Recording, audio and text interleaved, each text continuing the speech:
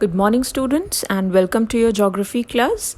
I hope you all are doing well and you are studying well, and whatever I have taught up till now is understood to you. If not, you can always ask in the comment section. So let's start with the chapter, The Physical Features of India, Part 4. This is Part 4 of this chapter, which I am explaining to you, and I am continuing to explain the Himalayan mountains. So in the previous lecture, we studied in detail about Himadri and Himachal, two of the three ranges of the Himalayan mountains. Now we'll be studying today about the last range, that is Shivaliks. So certain points I have written. The outermost range of the Himalayas is called the Shivaliks. जो हिमालय की सबसे बाहरी range है, बाहरी श्रृंखला है, उसे हम शिवालिक के नाम से जानते हैं. जैसे मैंने आपको पिछले वीडियो में, जिसमें मैंने आपको मैप भी बताया था, उसमें 3 पैरेलल रेंजेस बताई थी आपको. उसमें से जो सबसे बाहरी रेंज थी उसे शिवालिक कहते हैं. Second point, they extend over a width of 10 to 50 kilometers and have an altitude varying between 900 and 1100 meters. तो ये इसकी जो चौड़ाई है इस श्रृंखला की, इस पर्वत श्रृंखला की, वो 10 to 50 मीटर्स है. ये अप्रॉक्सीमेटली है कि कहीं पर वो 10 है, कहीं 20, कहीं 30. सो ऐसे 10 to 50 किलोमीटर्स तक इसकी विड्थ है. और इसकी जो ऊंचाई है, अल्टीट्यूड जो है, वो भी वैरी करता है बिटवीन 900 एंड 1100 मीटर्स. तो जो इस रेंज में ऊंचाइयां हैं, ऊंचे शिखर हैं, वो 900 से लेकर 1100 मीटर्स तक की ऊंचाई है उनकी. Let's move on to the next point. These ranges are composed of unconsolidated sediments brought down by rivers from the main Himalayan ranges. तो ये बनी किससे हैं ये श्रृंखलाएं? These ranges are composed of unconsolidated sediments, जो कंसोलिडेट नहीं हुए हैं, यानी जुड़े नहीं हुए हैं. सेडिमेंट्स आप सब पिछले छोटे क्लासेस में शायद पढ़ चुके हैं कि सेडिमेंट्स क्या होते हैं, अवसाद क्या होते हैं, जो कि जो नदियाँ लेकर के आती हैं अपने साथ, पत्थर के, बालू के कणों को जो लेकर के आती हैं और उसको डिपॉजिट कर देती हैं कहीं पर, उसको छोड़ देती हैं कहीं पर. वो सब क्या कहलाते हैं? वो सब सेडिमेंट्स कहलाते हैं. तो ये कंपोज्ड ऑफ है किससे? ये किससे बनी हुई है श्रृंखला? अनकंसोलिडेटेड सेडिमेंट्स, यानी असंपीड़ित अवसादों से, brought down by the reverse from the main Himalayan ranges. जो कि हमारी मेन हिमालयन श्रृंखला है, वहाँ से जो रिवर्स आ रही हैं, जैसे मैंने बताया था आपको कि ग्लेशियर्स जो हैं, वही जो हैं जब वो पिघलते हैं तो जो है वो वहीं से रिवर्स का फ्लो होता है. तो वहाँ से जो रिवर्स ले करके आ रहे हैं सेडिमेंट्स, उनसे ही ये श्रृंखला बनी हुई है. Next point, the latitudinal valley lying between lesser Himalaya and the Shivaliks are known as Duns. जो हमारी जो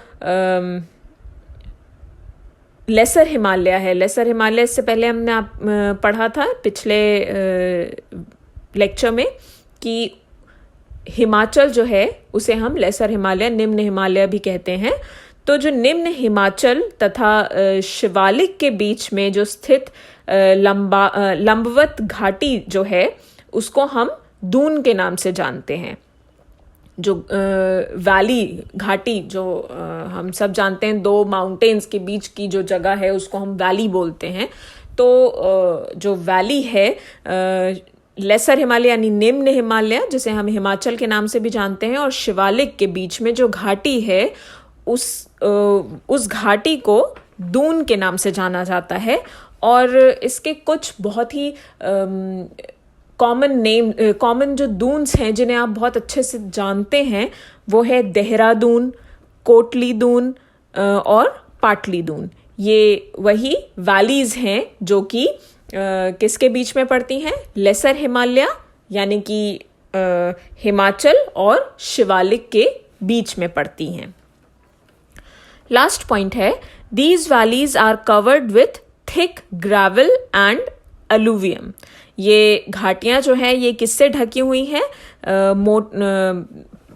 बजरी और जलोढ़ से ढकी हुई हैं ये जो घाटियां हैं।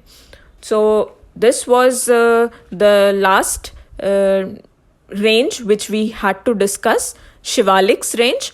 और अब मैं आपको एक आपकी स्क्रीन पे एक डेटा आ गया होगा। उस डेटा में आप देख रहे हैं पीक्स, कंट्रीज और हाइट इन मीटर्स। ये जो हैं ये कुछ हिमालयन रेंजेस हैं जो बहुत पॉपुलर हैं और इंडिया और नेपाल में पाई जाती हैं। और इन जैसे आप देख सकते हैं ये अपनी हाइट के अकॉर्डिंगली है, यानी सबसे ऊंची से लेकर के आई गेस ये फर्स्ट 10 है। तो पहली जो है वो है माउंट एवरेस्ट, हम सब जानते हैं एवरेस्ट है।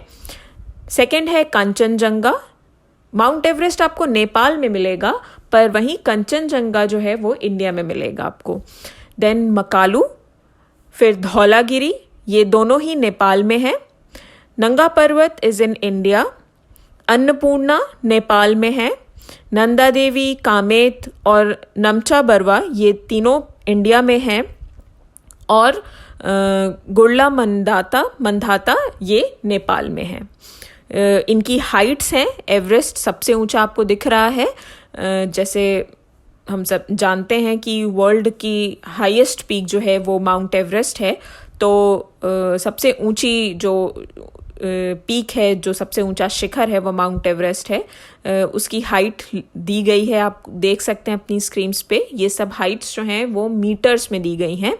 सो 8,848 मीटर्स की माउंट एवरेस्ट की हाइट है। देन कंचनजंगा सेकंड नंबर पे है 8,598। देन फॉलोड बाय मकालू जो कि 8,481 पे है। और धौलागिरी उसके बाद है 8,172 पर। फिर नंगा पर्वत है, दैट इज 8,126।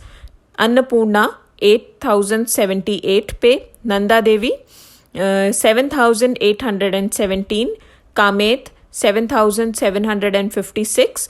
नमचा बरवा 7,756 और गुरला मंदाता जो कि नेपाल में है 7,728। अब इन्हीं पीक्स को, इन्हीं शिखरों को मैं आपको मैप पे दिखाऊंगी और इसका क्लोजअप व्यू दिखाऊंगी। नेक्स्ट आपकी स्क्रीन पर एक मैप आ गया है। उस मैप को आप देख सकते हैं, वहाँ पे माउंट एवरेस्ट दिखाया गया है। जैसे आप देख रहे हैं नेपाल में है वो situated mount Everest. Second map आपकी स्क्रीन पर आया है और सेकेंड मैप जो है ये कंचनजंगा को दिखा रहा है। नेपाल और भूटान के बीच में है ये है कंचनजंगा। नेक्स्ट आपकी स्क्रीन पर मकालू है। मकालू जैसे अभी हमने पढ़ा उस डेटा में, उस लिस्ट में कि मकालू जो है वो नेपाल में है। तो नेपाल आप देख सकते हैं और नेपाल में वो मकालू सिचुएटेड है। अब आप सोच रहे होंगे कि एवरेस्ट भी उसी के आसपास सिचुएटेड था। तो नेक्स्ट मैप में आप देख सकते हैं उसे, अगर आप अपनी स्क्रीन्स को पॉज करके उसे जूम इन करेंगे तो आपको दिखाई देगा कि मकालू और माउंट एवरेस्ट लगभग पास में ही हैं। मकालू और माउंट एवरेस्ट आप देख सकते हैं वहाँ पर। नेक्स्ट आपकी स्क्रीन्स पर मैं आपको दिखाऊंगी धौलागिरी। धौलागिरी आप देख रहे हैं, नेपाल का वो मैप है और नेपाल में ही धौलागिरी है। नेक्स्ट आपकी स्क्रीन पर मैप आया है, वो कश्मीर का जो कंट्रोवर्शियल एरिया है, जो कि कुछ हिस्सा पाकिस्तान में है और कुछ इंडिया में है, तो वहाँ पर आप देख सकते हैं जो पाकिस्तान कंट्रोल्ड कश्मीर है वहाँ पर हमारा नंगा पर्वत है। उसके बाद आपकी स्क्रीन्स पर दूसरा मैप आ गया है, वो नेपाल का मैप है और अन्नपूर्णा आप देख सकते हैं उस मैप में। फिर नेक्स्ट मैप में आप उत्तरांचल में अगर देखें तो आपको नंदा देवी दिखेगी। नंदा देवी जो शिखर है वो आपको दिख सकता है। नेक्स्ट आपका मैप है फिर से इंडिया का मैप है पूरा वो, और उसमें आप देख सकते हैं कि कामेत है वहाँ पे, और कामेत और नंदा देवी दोनों दिख रहे हैं आपको।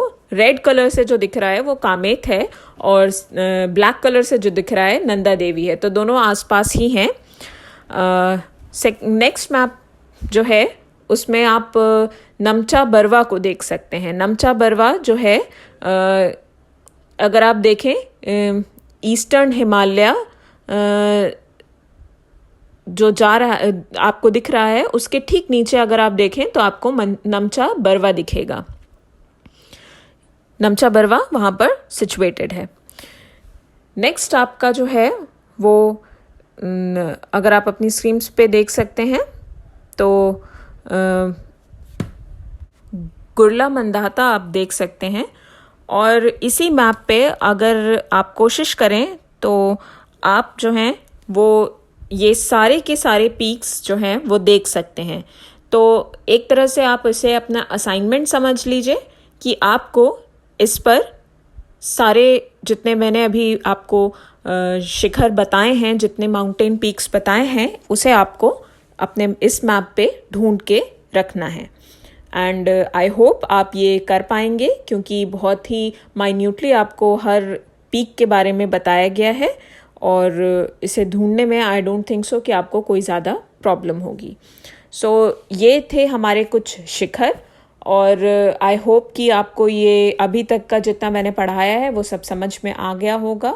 और अगर कोई भी पॉइंट क्लियर नहीं है तो आप कमेंट सेक्शन में पूछ सकते हैं, और जो भी मैंने पढ़ाया है उसे पढ़ते रहिए, ना सिर्फ लेक्चर अटेंड करिए बल्कि उसे स्टडी भी करते रहिए। So with this I and my lecture. Stay home and stay safe.